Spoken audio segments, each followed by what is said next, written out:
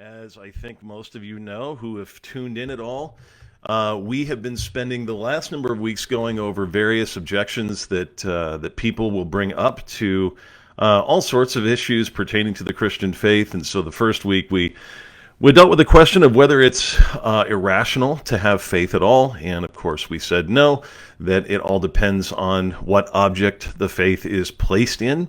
The next week we looked what did we do the next week? Oh, whether the miraculous was rational to believe in or not. And we at least tried to make a case that to simply believe that miracles are possible is not irrational in and of itself, with all of the inexplicable sorts of things that we come across in the universe from day to day. And then last week we talked about the discipline of history and whether we can believe anything, any claims from history are true, since of course often it is the case that history is written by the winners, and so how do we know and how do we sift through what's true from false? And so we actually just went over the historical method to try and determine, the valid from the invalid.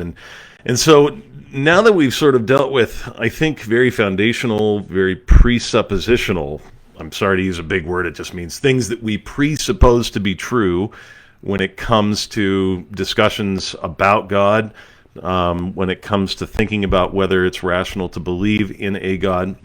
Now we can actually start to at least deal with that specific issue. And so today we're going to do that by looking at, 5 clues that would suggest that a God exists.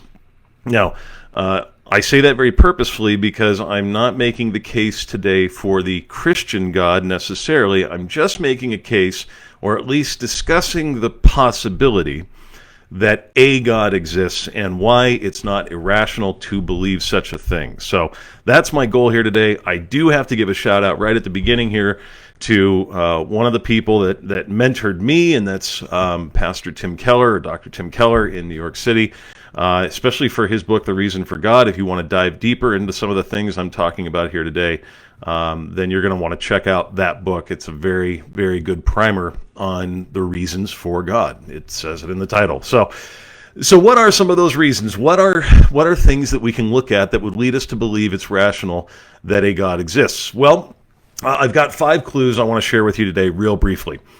First of all, we have the creation clue, otherwise known as the cosmological argument. Here's the structure of the argument. The universe had a beginning. Anything that has a beginning must have been caused by something else. Therefore, the universe was caused by something else, and this cause is God. That's the structure of the argument, known historically as the cosmological argument. It's been employed for centuries and centuries and centuries, certainly not only by Christians, but by all people that would simply make the case that a God exists. Now, it does so happen that we have very good reason to believe that the universe had a beginning, because we still find radiation from whatever scientists refer to as the Big Bang moving in a specific direction, expanding.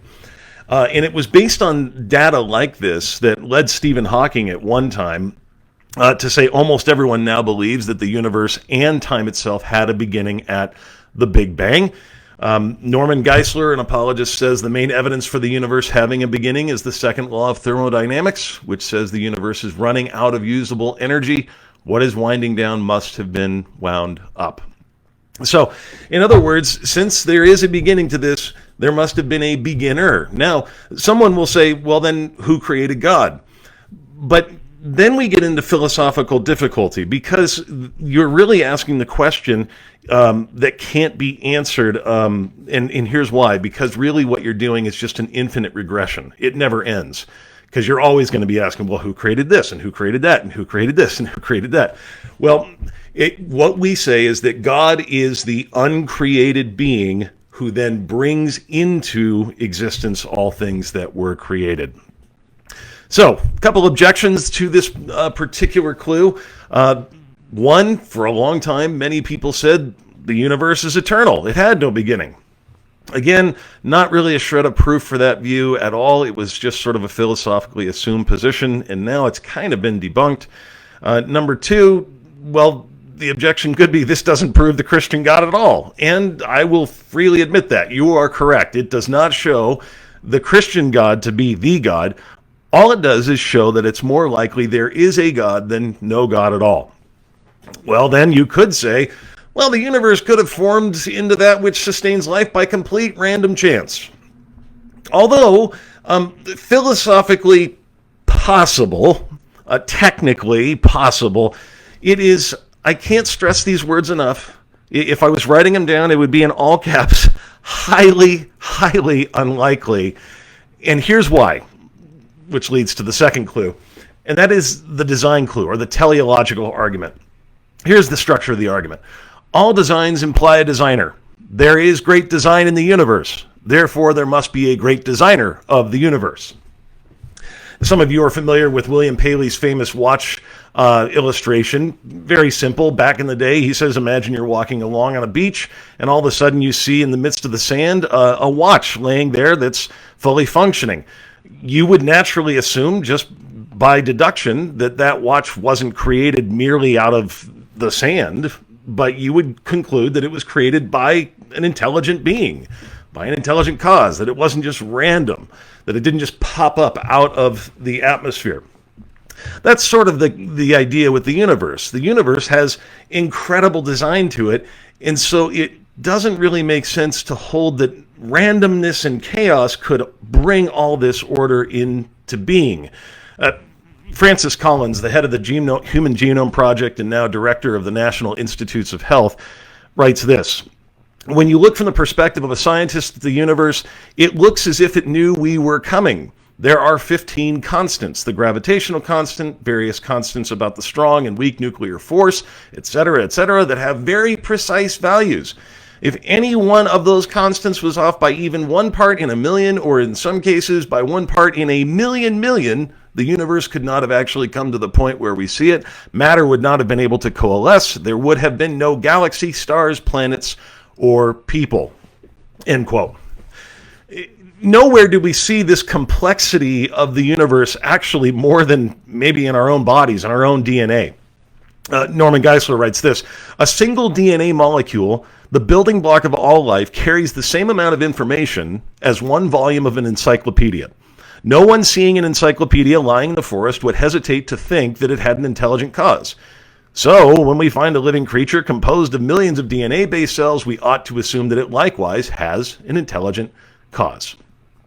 It was these fairly modern discoveries about the absolute, utter complexity of DNA that led to the conversion of Anthony Flew, a very, very famed atheist, to becoming a theist. To my knowledge, I don't think he became a Christian, but he did become a believer in some sort of divine being because he just said it was too complex to explain any other way.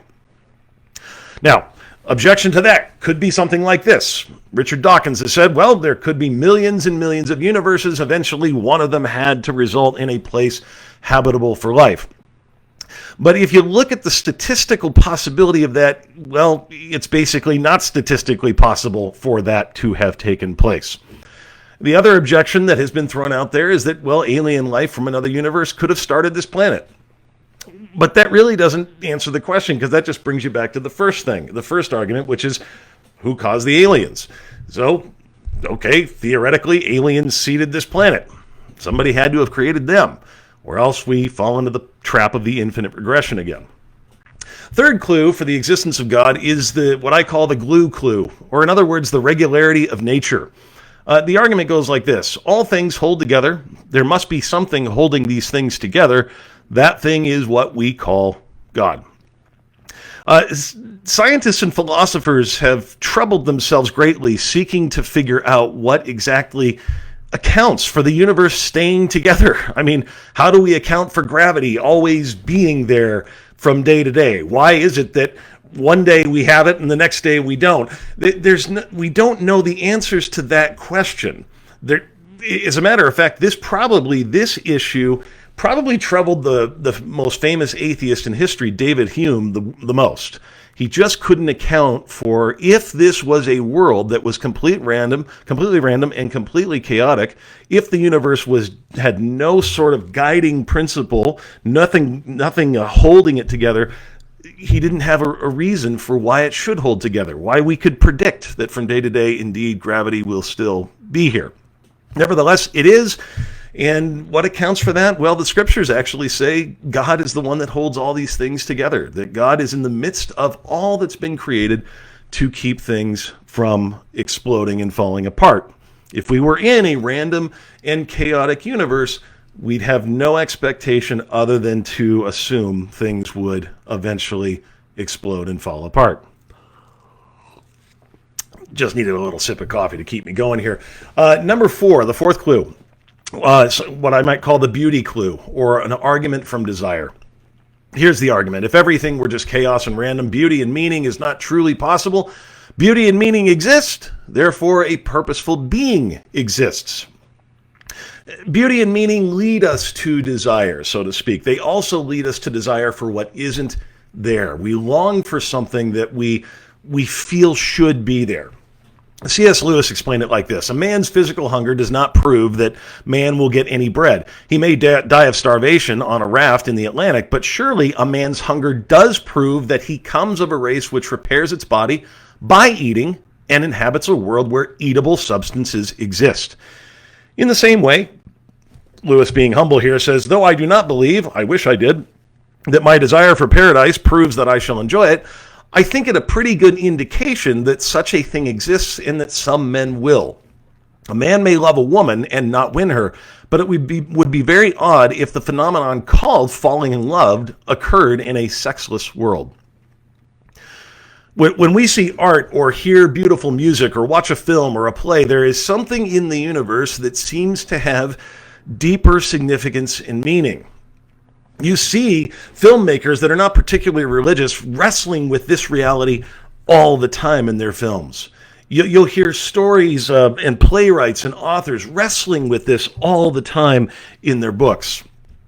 Leonard Bernstein, not a particularly religious man, in many ways probably the opposite, still, when thinking about beautiful music, couldn't help but think of it in terms of something beyond this world.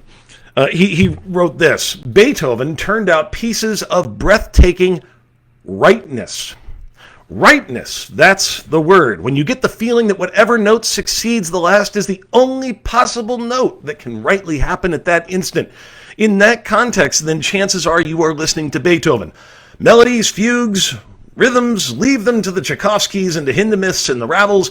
Our boy Beethoven has the real goods, the stuff from heaven. The power to make you feel at the finish something is right in the world. There is something that checks throughout, that follows its own law consistently, something we can trust that will never let us down. Wow. That kind of rhapsodic language for a man who was not in any way known as a religious fella. Nevertheless, the beauty of the music had led him to long for something that goes beyond this world. Now, the objection is, of course, this does not prove that God exists at all. Having a desire for something perfect and beautiful and true doesn't prove there are such things. Correct. Absolutely right.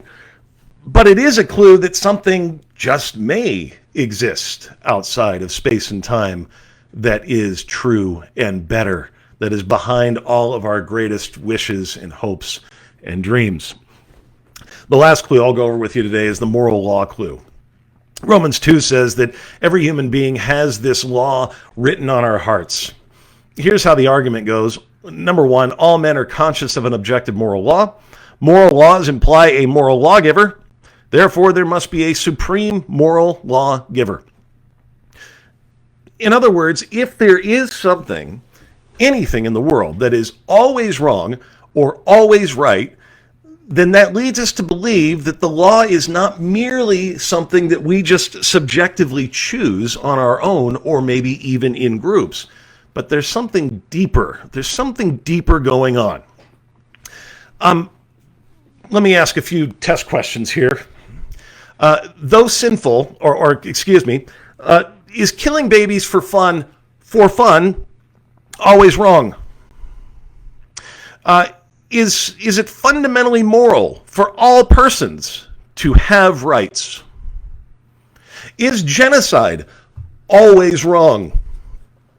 If one says so, They are showing that there is some standard above them, a universal right and wrong that exists subjectively outside of them.